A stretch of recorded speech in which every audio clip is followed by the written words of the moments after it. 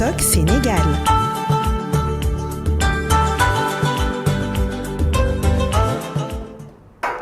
Waaw, Sophia. Oui. La liste, en fait, c'est... La base de données, on va dire. Là, mooy problème bi. En tout cas, il y a polémique parce que la base de données est sortie, a fuité sur les réseaux sociaux. Il s'agit de la base de données des supposés participants aux assises de la justice qui auront lieu demain à Diamniadio, et ça fait un tollé un peu partout. Bon, on voit ça avec le premier tweet Moma Hassan qui dit que selon cette base de données, parce qu'on le rappelle, le ministère de la Justice a bien dit qu'il ne s'agissait pas de la liste exhaustive. Les assises de la justice, on note la présence des membres de l'opposition et des ex-ministres de la Justice. Ensuite, on a Mbaye Mbodj, lui qui dit « Je n'attends rien de ce dialogue. Personnellement, son Excellence doit prendre ses décisions. Nous avons décidé de changer de régime parce que nous avons confiance en lui. Toutes ces personnes du dialogue, à 90%, c'est les mêmes qu'au dernier dialogue de Macky Sall. » On a ensuite Bahoum Bagnik. Lui, il dit « La démarche inclusive est pourtant hyper utile. Selon lui, cela permettra à Diomos, donc le duo Bassirou Diomaye Faye et Ousmane Sonko, de gérer dans la tranquillité en imposant progressivement les réformes. Il faut accepter aussi que la plupart de ces personnes ont la compétence ou l'expérience pour apporter des inputs intéressants. Et ça peut le faire selon moi. Loubar Diouf Loubar moom nee na c'est pour cela que des gens créent des regroupements et collectifs de gauche à droite au finish moins de 10 personnes. Pour eux, n'a bokk rek. J'espère que ça ne sera pas un lieu où l'on distribue des perdièmes. On a pardon? Bah si. On a ensuite Diary Mamadou-Si qui dit pourquoi inviter en tout cas les anciens ministres de la Justice s'ils sont responsables de la paralysie de la justice? Comment on peut reconstruire un futur durable sur des ruines frauduleuses? Ce pays est une vraie farce. On a ensuite Ladjo Ngoné Latyr qui dit dans cette liste, il y aurait en tout cas Clédor Sène. Mes pensées vont vers feu Maître Babacar Sèye. On a ensuite Moussa Ken qui dit ce sont des spécialistes si domaine B et ils font partie des meilleurs tout simplement.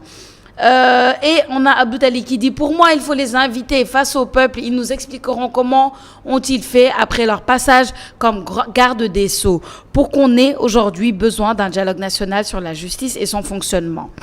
On a ensuite Talibé Serigne Saliou moom nee na Mountaga Diop moom nee na je pense qu'il serait bien qu'ils en fassent partie ces anciens ministres.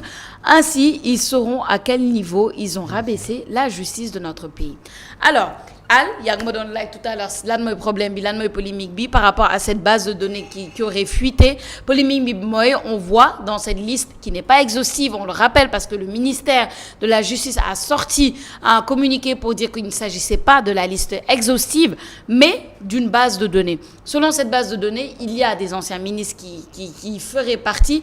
Bon, maintenant, il y en a qui sont d'avis que oui, ils ont leur place dans ce nouveau dialogue et il y en a qui ont l'avis contraire, que waruñu leen boole ci nouveau dialogue bi si on veut aller de l'avant. Bon, c'est un peu ça la question du moment. Bon, kuy exécutif ba? Kuy exécutif. Waaw, kuy exercer pour État. Kuy représente État. Kuy représente État. Waaw. Bah, le président de la République. D'accord. Oui. Kan moo ne yore judiciaire ba? Le ministre de la Justice. D'accord. Léegi gis nga tant que man damay waxaat rek benn wax bi daal. Waaw. Gis nga constitution du Sénégal tant que defuñu séparation des pouvoirs effective sax du moins. ñu xam ni que juges yi ils ont le plein pouvoir de décider en toute conscience kaaw ñi nga xam ne ils devraient être jugés. On ne sortira jamais de cette spirale là. Ce sera bis repetita. On ne s'en sortira jamais. Des gens qui ont été condamnés ni pour violence, ni pour pédophilie, ni pour viol, patati patata, ils dénoncent les conditions effectivement de leur incarcération en milieu carcéral. Amul problème. C'est une expérience, c'est un vécu. Mais loo xam ni c'est irréversible. Loolu mënuñu ko changer. Et ces dérives-là existent partout dans le monde. C'est pas pour les excuser, hein. Mais tant que séparation des pouvoirs amul. Tu veux dire séparation effective. Oui. Et puis surtout ñu mën a traiter évacuer dossier parce que koo xam ne dañ la jël denc la pour yamba nga toog 2 ans. kenn jugé wu la ñu jugé la pas ne la defaloo dara. loolu nañ lutte bi foofu la en fait. Il faut désengorger les prisons. Restaurer cette confiance-là entre le peuple sénégalais et la justice parce que la justice malheureusement suit les directives de l'exécutif. Foofu lañ toll. Constitution bi tant que changé wu ko ñu waxtaanee ko. comme ni ko professeur Mbaye Thiam waxee woon fii. duñ si génn. La justice suit les directives de l'exécutif. Je pense que loolu moo tax nit ñi di plaindre aussi, soi-disant cette justice à deux vitesses, mais ça fait tellement longtemps que les gens s'en plaignent. Bon, maintenant moi je pense que la question, Hassana, tu nous diras sa avis, mais je pense que la question a lieu d'être. Est-ce qu'il faudrait voir un dialogue avec un participant, les anciens qui connaissent bien les dossiers, ça il faut le dire. Am na ñu naan ils connaissent bien les dossiers, ils connaissent le fonctionnement un peu judiciaire, donc mënuñu ñàkk ci dialogue bi bu fekkente ni on veut aller de l'avant. Il y en a qui disent qu'ils n'ont pas cette place, qu'il faut faire complètement table rase pour aller de l'avant par rapport à la dynamique judiciaire du pays. Bon, les deux approches sont défendables à mon avis, Hassana. Xaw ma nag ban la ñu war a jël, mais à mon avis les deux approches sont défendables. La présence des anciens ministres, ça me gêne pas. Pour moi, ça me gêne pas parce que, à la limite aussi, on a des anciens ministres qui sont des professionnels du droit. Absolument. C'est ça. Oui, Aïssata Tall Sall, oui, reconnu. Professeur Ismaïla Madior Fall, quoi qu'on puisse dire. Contesté. Avec lui, contesté. Comme il l'a répondu la dernière fois, il a encadré des gens qui sont des docteurs, ñenn ñi def seen ay thèses et autres. Oui. Donc c'est quelqu'un de très reconnu en Afrique et même de par le monde par rapport ak connaissance am ci li jëm ci mbirum yoon. Donc suñ ko woowee ngir mu andi ci xam-xamam amul benn problème. Man mon souci c'est pas par rapport à ça, mon principal souci c'est par rapport à ces personnes extérieures yi xam ne dañ leen ci dugal. Oui. Man foofu la sama problème nekk. Le droit du caaxaan. Xam nga bon yenn saa yi sax day am amalgame parce qu'on dit que le pouvoir judiciaire c'est le ministère de la justice. Ministère tutelle la rek parce que ci tutelu présidence de la République muy exécutif la nekk comme moom du jiite magistrat yi en tant que tel.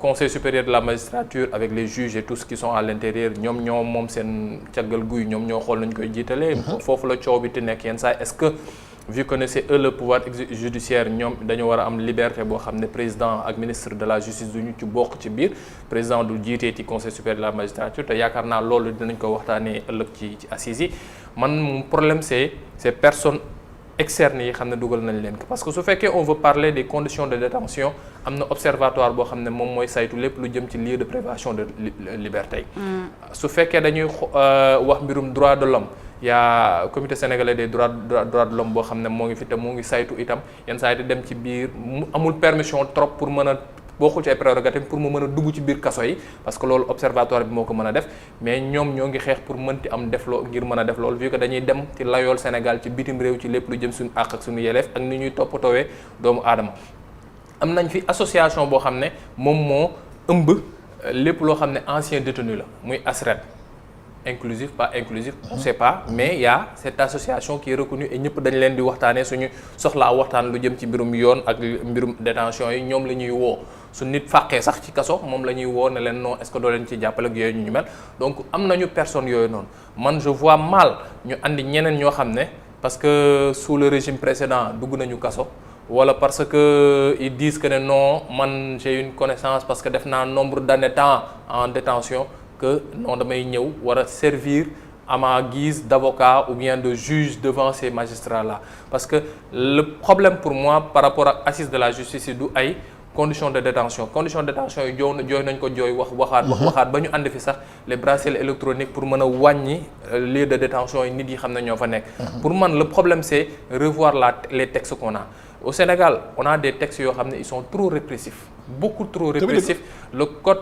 pénal sénégalais est à la limite un code qui t'empêche tout qui te dit salaamaaleykum da ngay dem kaso ginnaaw suba da ngay dem li yooyu la ñu war a gën a xool nu ñuy def ba nit ki nga am juge des libertés. après réinsertion bi difficile. réinsertion bi difficile parce que soo duggee kaso on voit c'est que la société am na nu muy xoolee nit yi donc il faut que ñu wut juge des libertés il faut que ñu xool nu ñuy def ba wàññi dooley procureur bi xam ne nit su juge bi ne man may naa ko sax mu mën a am liberté provisoire su procureur ne déedéet man dama cee lànk kooku dañ koy delluwaat ci kaso ba pour man ci forme bi ak yenn textes yi la ñu war a gën a xool que ñuy wax ne dañuy wax non ñëw leen ngir ngeen juge yi parce que après ce sera quelque chose boo xam ne day mujj tourner waat ci la justice est au service de l'exécutif la justice est au service même du parti au pouvoir de la mouvance présidentielle et après dañuy mujj nekkaat ci li ñu doon wax rek mooy justice partisane justice peu équitable et c'est pas ça l'objectif c'est que le président de la République en fonction muy Bassirou Diomaye Faye marque la rupture en disant que dañuy réformer textes yi xam ne moom moo fi nekk qu'on ait un code pénal ak yeneen i code yi xam ne moom la ñuy soxla ci biir réew mi code de la famille il faut que ñu waxtaanee ko. parce que tamit dañuy waxtaan ci yenn code yi fàtte. mais au-delà de tout ce qu'on a mais le code de la famille doit être rediscuté. parce que c'est un code on dit consensuel mais extrêmement discriminatoire envers la femme et l'enfant. donc yooyu yëpp yu ñu war a saytu la bañ a taxaw ci mbirum discours politique en se disant on a eu des détenus politiques ba day tax ba. l'essentiel ñu fàtte ko. on fragilise la justice on expose la justice c'est mon humble avis et je le dis et je le répète encore tant que séparation des pouvoirs bi effective ñu am le courage que le président de la République et son premier ministre aient le courage de revisiter la constitution du Sénégal donnant le pouvoir à chaque institution duñ si génn. waaw effectivité nag de la séparation des pouvoirs là comme tu dis qui reste théorique dans beaucoup de cas il faut que ñu waxtaanee ko je pense que c'est ça aussi le but bon man defe naa Hassana sax dafa war a dem ci dialogue bi quoi parce que li mu proposé fii c'est intéressant quand même. Non mais c'est la réalité. plus sérieusement man je suis d'accord vraiment c'était intéressant de t'écouter Hassana par rapport à li nga xamante ni mooy déjà les professionnels plus ñu déglu leen ceux qui maîtrisent le droit ceux qui s'y connaissent ñu déglu leen par rapport aux réalités de la justice sénégalaise qu'on revoit tous les codes que on se focalise pas seulement parce que c'est vrai que suñuy wax justice à deux vitesses et tout on pense aux détenus politiques on pense à mais il y a des choses très profondes à revoir. Il parle du code de la famille mais le code de la famille moi j'ai pas peur de le dire ici le code de la famille au Sénégal c'est une catastrophe pour les femmes c'est une catastrophe ce qui se passe vraiment boo gëstuwee vraiment xool le code de la famille tout ce que tu as dit c'est terrible donc ça il faut ñu xoolaat ko tu parles de code pénal tu parles de plein de choses nga xamante ni ñu xoolaat leen maintenant tu l'as dit aussi ça te dérange pas la venue des anciens ministres oui ça me dérange pas parce que ñu am au moins seen expertise parce que ok si on parle de séparation il faut qu'on sache faire la différence entre la politique et la justice et c'est ça le début des gens qui sont professionnels dans la justice qui l'ont exercé qui savent de quoi ils parlent war nañ leen mën a déglu mais par contre quand on parle de témoignages est-ce que dans les assises il y aura des témoignages je pense que ça peut être important qu'on allie peut-être un moment à certains témoignages parce que des fois nga wax ni mais ki nga xamante ni dund na cette injustice de notre justice mu ñëw témoigner ça peut être poignant comme tu l'as dit tu as donné des exemples il y a des gens qui leur vie a été foutu comme ça foutu en l'air comme ça excusez-moi du terme pourquoi parce que dañ leen jàpp ci dara soit ils sont coupables ou ils sont pas coupables mais ça peut être aussi délit mineur ou pas mais boobu ba léegi ñu ngi xaar ñu juger leen ces gens-là je sais pas avoir un de témoignage on doit peut-être pas toutes les assises ne peuvent pas se focaliser sur ça mais avoir un de témoignage moi je pense que oui après il y a des gens oui xaw ma base de données la xaw ma du liste exhaustive xaw ma lan mais il y a des noms qui font tilt et il y a des noms qui font mal parce qu'on connaît certaines choses comme on voit certains noms comme celui de Clédor Sène je suis désolée je comprends que ça fasse mal xaw ma nag base de données la du liste exhaustive le ministère a réagi tant mieux maintenant après ça il y a aussi l'autre polémique qui fait que les gens ne croient plus même au dialogue parce qu'on en a organisé beaucoup de dialogues le président Macky Sall l'ancien président Macky Sall bi muy dem sax les derniers dialogues qu'il a organisés les gens ne croient plus à peut-être cette dynamique là d'organiser des dialogues naan dañuy def assises dañuy waxtaan et tout parce que les gens pensent que on connaît le mal on sait de quoi il s'agit mais que lu koy faj du ay dialogue mais ay prise de décision ferme il y a des gens qui pensent comme ça aussi. Tous les moments ou bien tous les moments du secteur de la justice doivent être revus en termes de texte et surtout reconfigurer l'organigramme de la justice. Conseil supérieur de la magistrature au patati, il faut prendre des sages yoo xam ni voilà. Aussi. Indéboulonnables.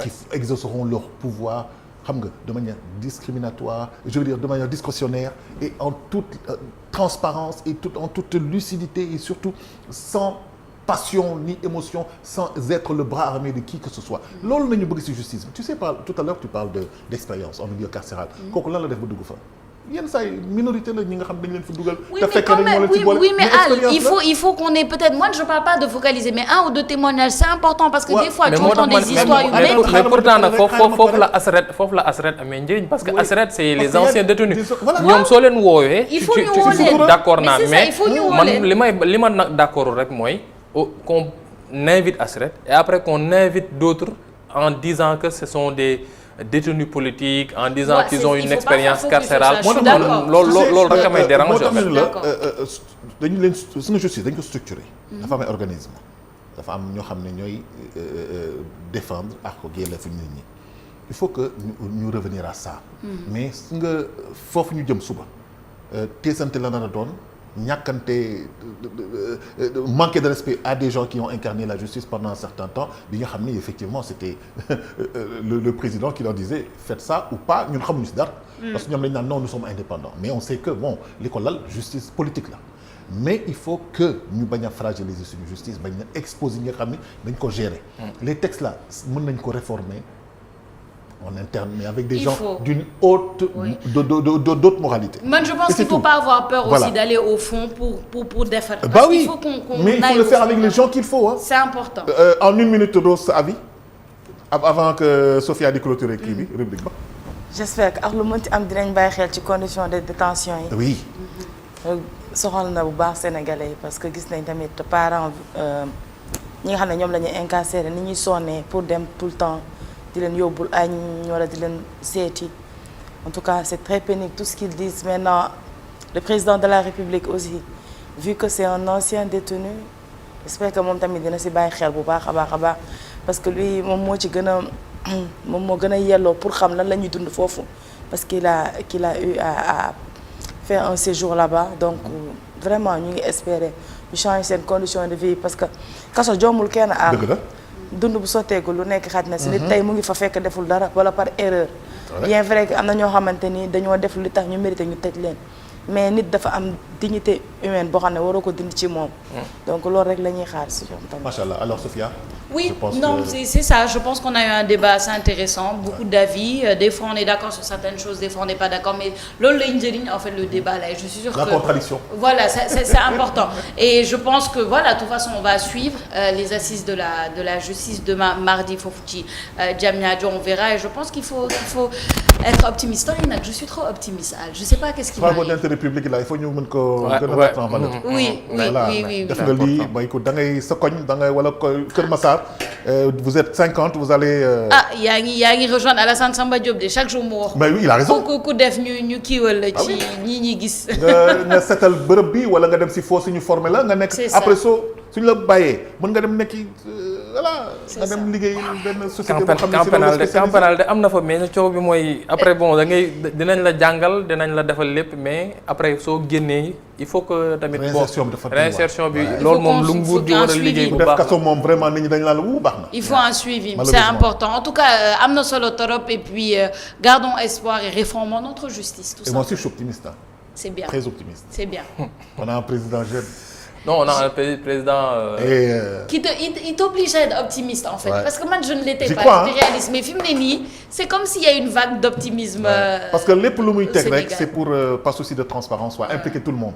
C'est important. Merci La Rose. À demain. Merci Sophia. À demain. À demain, Inch'Allah. À demain. Demain, Sophia.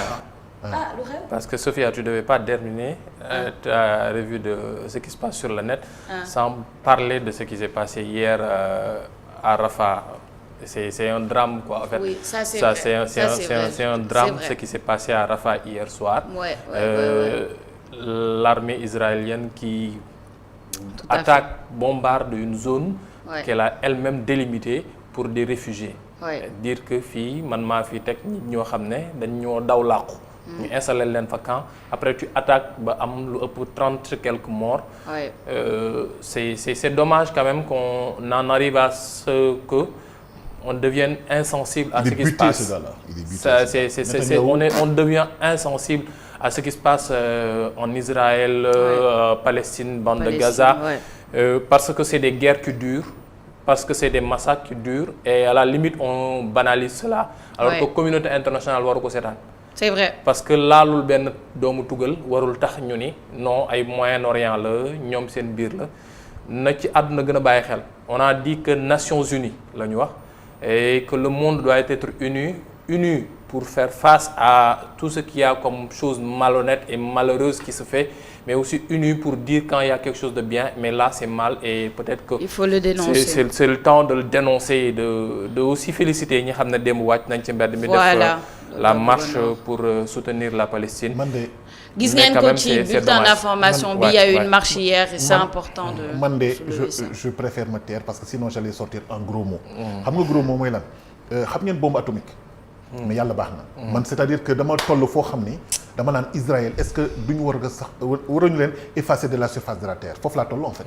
non en fait parce que c'est on comprend plus le but en fait. mënuma comprendre loolu quoi. Et le gars il a envie de pourtant, faire une guerre il fait la guerre quoi. Et pourtant il nous a dit le but. Yàlla Parce baax na. qu'au début le 7 octobre je me rappelle il avait dit quoi monsieur Benjamin Netanyahu. Pourquoi tu dis monsieur? Écoute il avait dit je vais éradiquer je vais enlever de la surface carrément li nga xamante ni moo di la Palestine alors qu'on connaît l'histoire entre l'Israël et la Palestine kan moo xajal kan xam nañ ko. Allez, en tout cas c'était bref, Eco du Net, mesdames et soutien messieurs. aux Palestiniens. Voilà, soutien total kañ. Ouais. C'était Eco du Net, mesdames et messieurs, un rendez-vous programme sur ITV après ñu jàllal si xibaar yi si wolof ak Cheikh Hassana Fall.